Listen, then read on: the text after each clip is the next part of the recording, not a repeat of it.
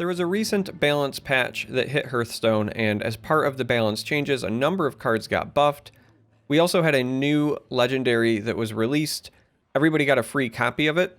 That card is Snip Snap. Now, there's a number of ways that you can abuse this because it is a mech, it has magnetic, it has echo, has a death rattle. It's going to fit into a bunch of different archetypes. This is the particular list that I've been running that utilizes Snip Snap pretty well. This is an updated version of either Mech Hunter or Bomb Hunter. There's a couple of different ways that I've seen this thing named, but the point of this particular deck is to be aggressive. You want to attack your opponent, and you also want to utilize the magnetic keyword as much as possible. Now, if you're not familiar, if you're somebody who's watching my content who's coming from the Elder Scrolls Legends, magnetic essentially means when you play a minion, when you play a creature, it has the opportunity to join with another mech. So think combining together to make Voltron or the Megazord from Power Rangers, that sort of thing. And in doing so, you give all of the abilities, all of the text, all of the keywords and stats from that creature, that minion, to the one that you are magnetizing to.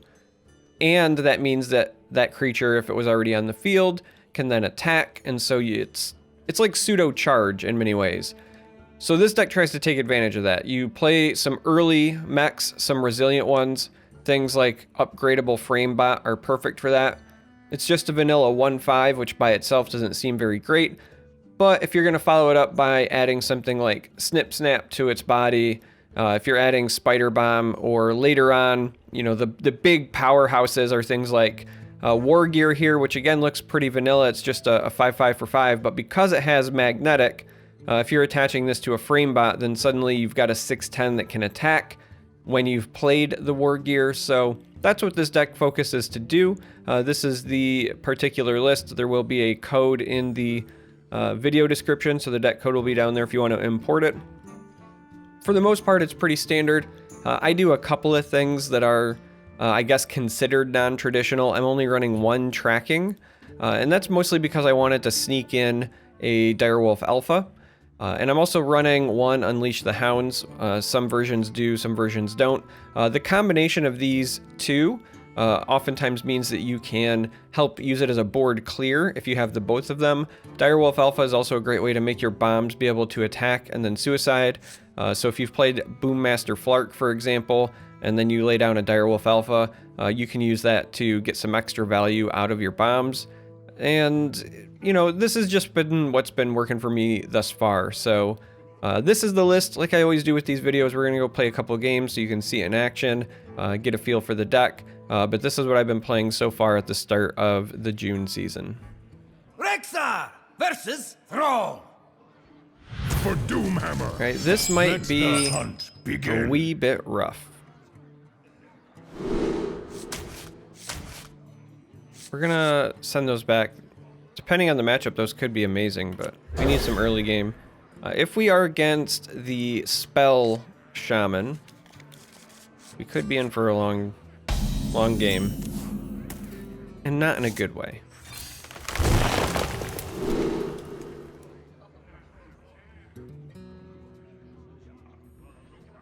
We've got decent plays for the next couple of turns. It is our only Direwolf, so throwing that away feels kind of bad, but I think getting the Explodinator to shore up our curve makes an awful lot of sense. So if we're against Murloc Shaman, they might be able to get out ahead of us. We have to keep their board under control while pushing damage, which is pretty difficult. And if we're against Spell Shaman, they've got a lot of board clears and silences and Hex. They're a very annoying matchup for our particular build. I wonder. Interesting.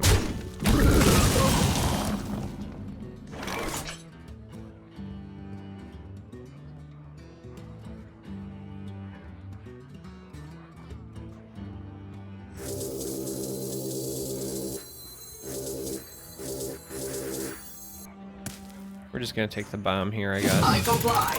We're gonna try to save our bot that way and develop another body. I don't like the idea of just having one body on the board because it could get bolted or zapped in some way, shape, or form, and then we have nothing. Also, if we play this next turn, having more things with magnetic to boost our bombs makes an awful lot of sense.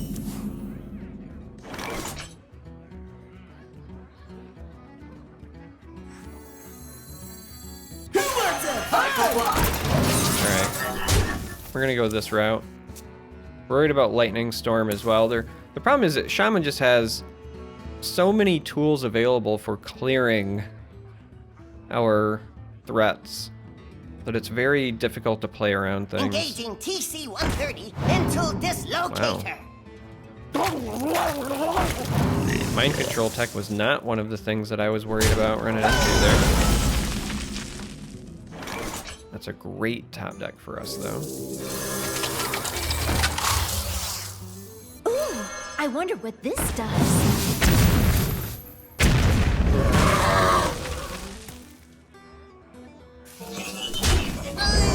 I comply. Alright, let's get control of the board back again, and then go back to trying to push damage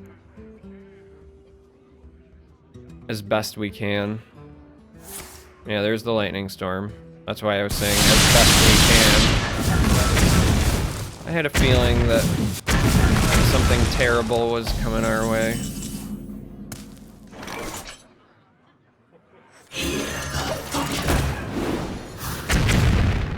All of the options that we had magnetic, but because of the clear, not much we could do. So we're going to play this and just hope for no hex. As long as that survives.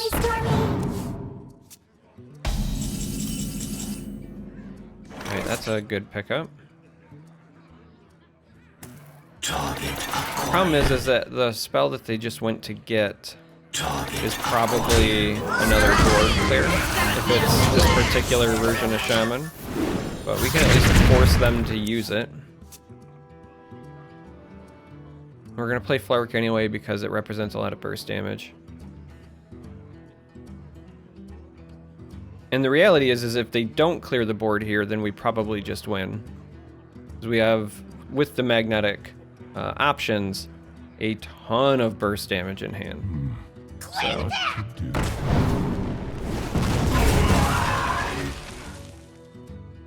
Float like a butterfly. Oh, they high rolled into Lackey. Oh, that would have been a very hilarious top deck as well. They high rolled into Lackey.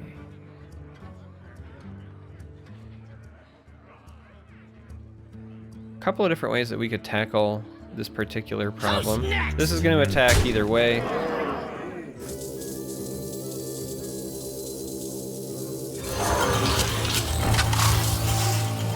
think we're just going to play it safe.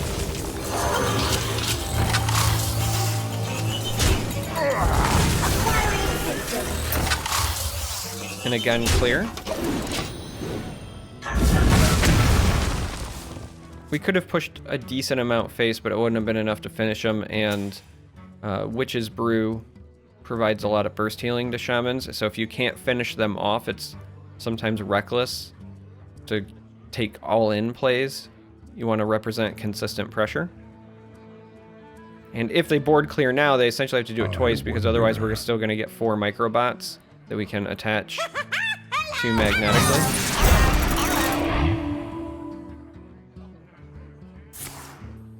Yeah, there's the Earth Shock.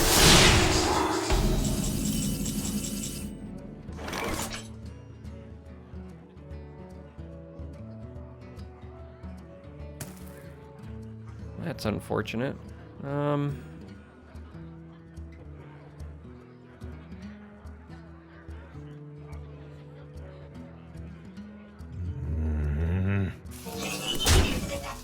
Who's next?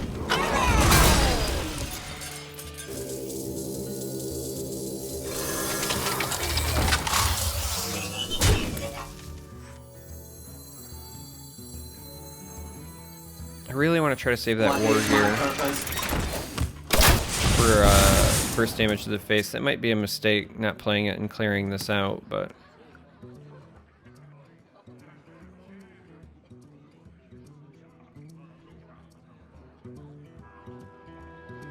Yeah, Earth Shock is another reason that Shamans are so rough, because it negates all of your magnetic stuff. So What to do? Hex, Earth Shock, both negates your Death Rattles and your Voltron. Lightning Storms and all of the other board clears. Yeah, Hagatha Scheme. Yeah, and there's the Witch's Brew. So this is everything I was talking about that makes us a nightmare matchup. And so now we're out of cards, out of board presence.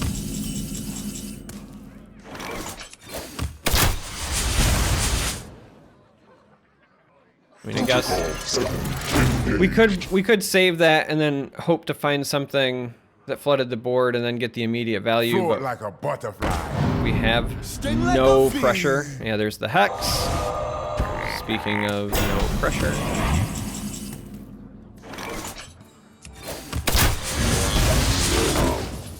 So they'll Earth Shock this now in all likelihood as we discuss ways that we're still going to lose to this Shaman despite having a decent start.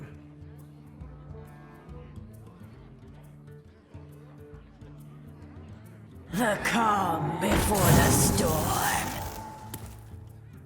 Honestly, this inventor was Hear my plea. These super cursed critical. Spells I give to thee. That was essentially the turn that we were getting ready to end the game.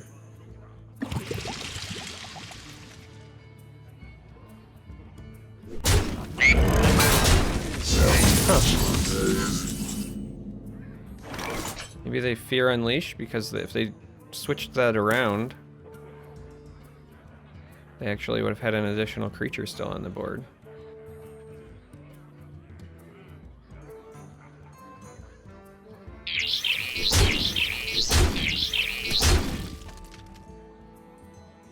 Look out below! If we use Unleash or alongside Whirl, excuse me, if we use them together, we lose value on one of them. Either she doesn't spawn the bomb, or Unleash is one less doggy. So we're gonna do it this way. I wonder. We still have a shot, but we need them to not find the other Witch's Brew. Not play Taunt. Like, we're fine if they clear our board as long as they still have 4 or more minions on theirs.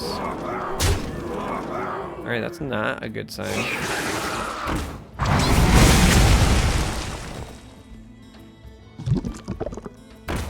Alright, so no Taunt Totem. Yeah, well, we're still okay. Because we have the shot here as well. Ooh, that was an awful lot of work. That was some effort. That is not a good matchup for this list, but you got to see potentially ways to navigate this if you do run into it again. That particular version of Shaman, not a great matchup for us, but it is winnable. You just need to catch some breaks. Let's play another game. Rexar versus Rexar. All right, we've got a Hunter Mirror. Bring it on. We are going second. Excuse me, first. Didn't see the coin up here. I was just getting excited and ahead of myself. This is questionable, but we'll keep it. I'm a little discombobulated.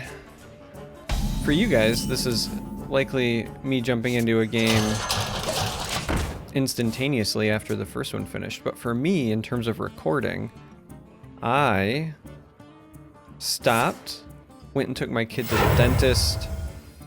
What is my purpose? It's now much later.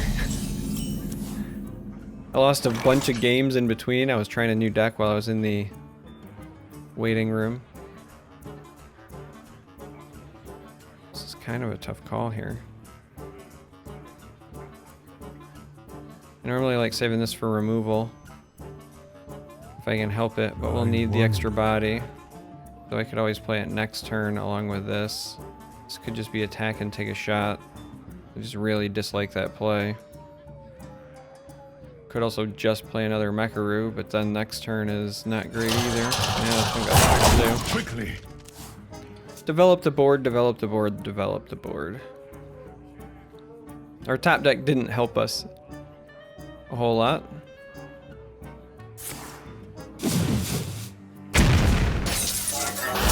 See?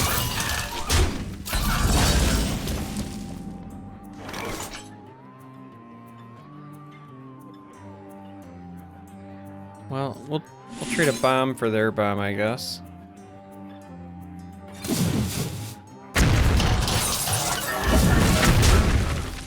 So we still need robots on the board for when this comes down.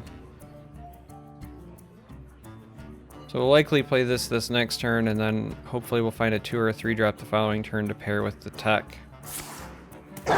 Maybe get max value. Oh, never mind.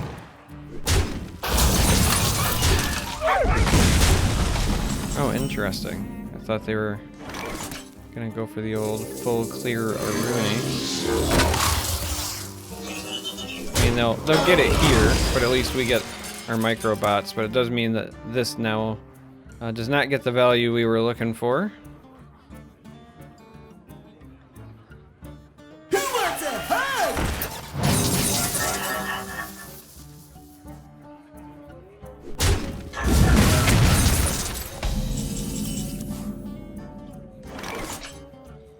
Well,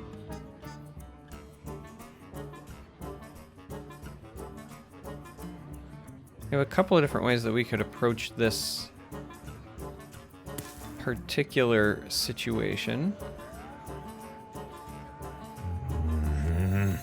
What is We're my gonna develop purpose? this one either way. I think what we're actually gonna do is this.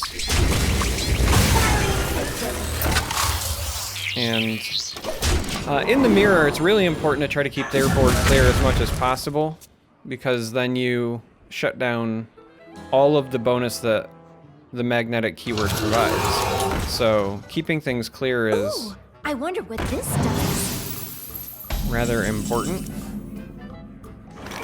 Alright, well, I comply. we can certainly full clear. I mean, we're gonna lose our bot, but I think it's worth it. Because as I said, if you can keep the board clear, you shut down all of the bonus of the magnetic keyword.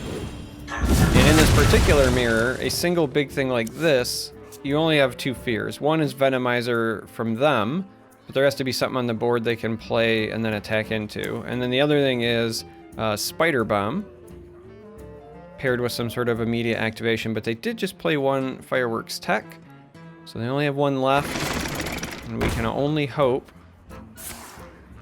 that continues to be the case.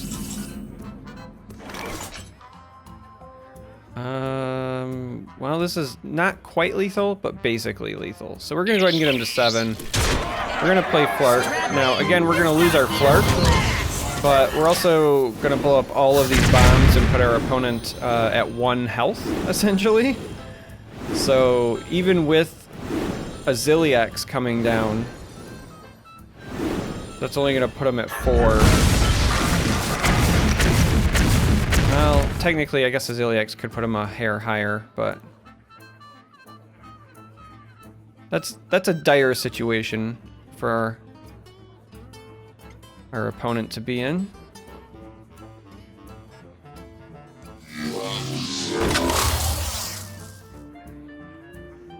Ooh, I wonder what this does. Well fought. And there we have it.